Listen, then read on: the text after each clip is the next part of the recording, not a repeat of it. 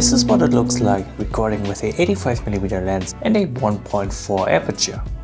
Notice how shooting wide open like this produces beautiful bokeh, but it's also making recording video in low light situations like these a lot easier. That's the new 85 1.4 full-frame telephoto portrait lens from Case. As you all know, I mostly shoot landscapes, but if somebody asks me to test a new fancy lens, even if it's marketed for a completely different photography niche, of course I will say yes. So let's take a closer look at it. With its fixed focal length of 85mm, this is a prime lens, so there is no zoom ring. If you want to make something appear bigger or smaller, we have to walk closer or farther away from the subject. But prime lenses do come with some really nice benefits. Because of a simpler design with fewer lens elements, these lenses often have superior sharpness compared to zoom lenses. Also, prime glasses typically have a wider aperture, just like this lens with f1.4. This of course results in smoother bokeh, but the wider aperture also helps a lot in low light conditions. Another benefit, because of the build, it's more compact and lightweight compared to zoom lenses. In this case, it weighs around 580 grams, which is a big plus if you're bringing it on longer hikes, for example. Through this switch we can change between manual focus and autofocus. As a landscape photographer, manual is all I need, but from time to time I do try to take pictures of other things like this doggy. Here the autofocus comes in handy, getting sharp images with it although the subject is quickly moving around. Fun fact, that's the very first shot I took with this lens and it turned out great. The editing video of this image is already online, check it out here somewhere, I'll put the link here.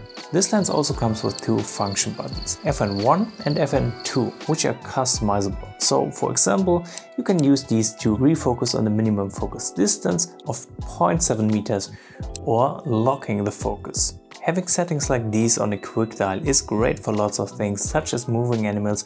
For me, however, again as a landscape photographer, I will rarely use these since I'm just happy with manually setting up focus for every shot. If you have a use for customizable buttons for landscapes, please let me know, that would be really interesting. One thing I could think of is quick access to the minimum focus distance.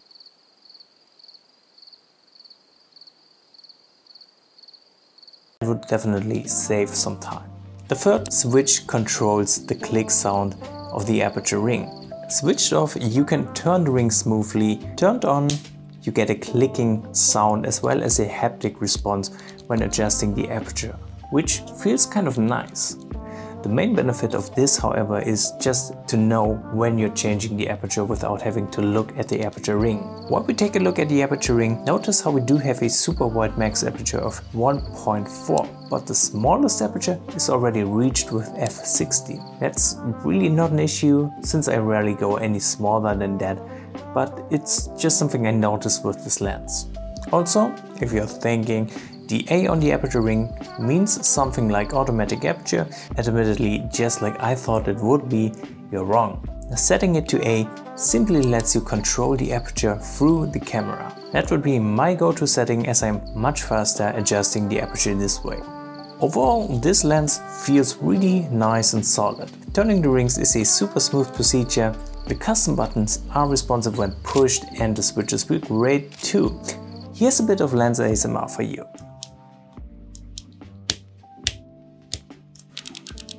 Of course, shooting with the widest open aperture means there's a ton of light coming in. During the day this will be a problem since the image most likely will be blown out. We can fix that by using a faster shutter speed or attaching a ND filter in front of the lens, which has a 72mm thread for that. But if you're shooting on the E-mount version with a Sony camera, you can also make use of the included ND2 clip-in filter, which goes between camera and lens.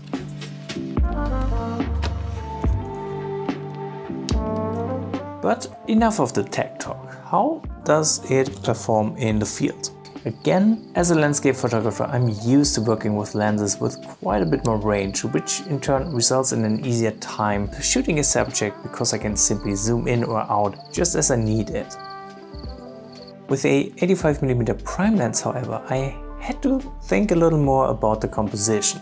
One subject the 85mm focal length is great for are these minimalistic landscapes I personally love to shoot. So I was looking for single objects somewhere on the field. The subject had to be far enough away so it fits within the frame, while I also wanted to include something like a wheat field in the foreground. That was particularly important to me since I wanted to make use of the wide aperture, having the focus on the subject while the foreground is nice and smooth. This not only looks super awesome, the focus is literally on the subject, drawing the eye towards it. The first few tries I definitely miscalculated the distance needed, but after checking out a few different spots I quickly got a feeling for the fixed focal length. While the wide open aperture allows for faster shutter speeds, which in turn enable shooting handheld, I still prefer shooting from a tripod just to get the composition right.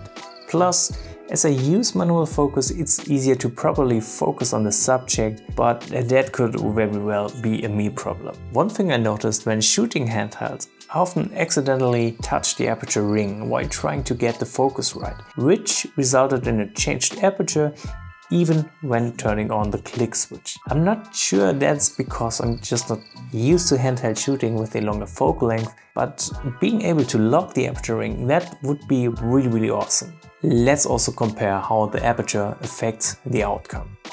Here's the same image shot with f1.4, notice the blurry foreground which helps putting more weight on the subject, and f16. Pretty much all of the images in focus except for the nearest foreground, but that's something that could have been changed with focus stacking quite easily. For these kind of scenes, I really like what the wide open aperture does to the image. It's kind of much easier to bring attention to the subject. After shooting these minimalistic landscapes for a few days, it felt good using the Case 85mm lens, creating these shots with the soft foreground. I also gave it a try in the mountains of Italy, where I captured this scene at f16, simply because I wanted everything to be nice and sharp from front to back, and I think it turned out great. In general, shooting mountains, a tele lens like this can be super useful to bring you closer to the subject. Overall, for my landscape shots, this lens offered a really nice sharpness from center towards the edges, giving me a very good image quality. Would I buy one for the sole purpose of landscape photography? Probably not, because I'm too limited with the 85mm focal length. Having something like a 24 to 105mm gives me much more flexibility and I can react faster to changing conditions. That being said, it's not marketed as a landscape lens, so I also tried capturing some pets, like this doggy. This was the very first shot I got with this lens and it turned out great.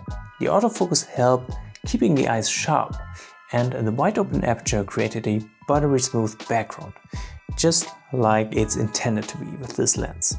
At home I also tried to take pictures of one of my cats, but that was a near impossible mission. Cats simply don't stay still. At least I got the focus right.